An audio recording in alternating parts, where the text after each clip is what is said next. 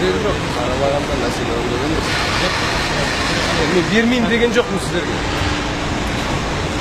Отырсаң, опақ тұрсаң, сопақ болмау керек қой адам.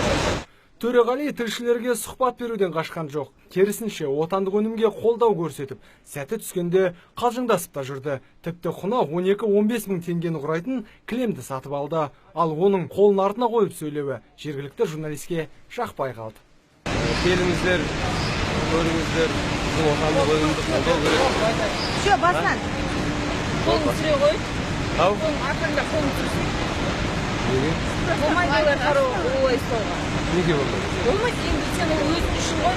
Сен мысалы үшін камераға бүйтіп тұрасың ба, осылай қарап тұрасың ба. Өзің ойлансай, дұрыс көрінеміз ол. Все, спокойно, нормально. Бермеймін.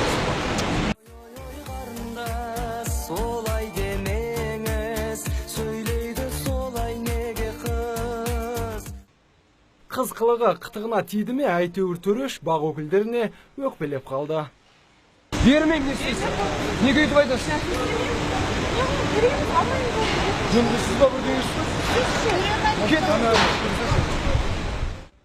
Әншінің әкесі де мәселенің байыбына бармай жатып, ашуға берілді. Рұқсатсыз түсірдіңдер деп 4-ші билік өкілдерін сөге бастады. Егендесе астан сөйлетті, соған ол журналист кім ол? Отырап телеканалда. Мен оған айтпайсың. Вы с этим сами разбирайтесь, ладно? Мы не несем за него ответственность. Жарайды, біз ол үшін жауапкершілікте емес. Сен менімен ондай диктовать етіп, ондай тонда сөйлеспе. Біріншіден. Бізге наезд Мен саған наезд беріп тұрған жоқ. Наезд ондай болмайды.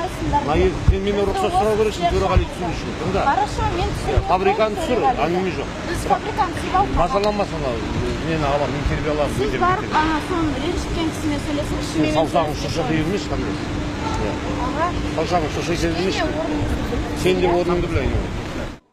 Отандық өнімді қолдауға келген әнші осылайша шымкенттіктерге өзін басқа қырынан танытты. Ал кімдікі дұрыс, кімдікі бұрыс, оны көзі қыраға көрермен төрелігіне қалдырайық.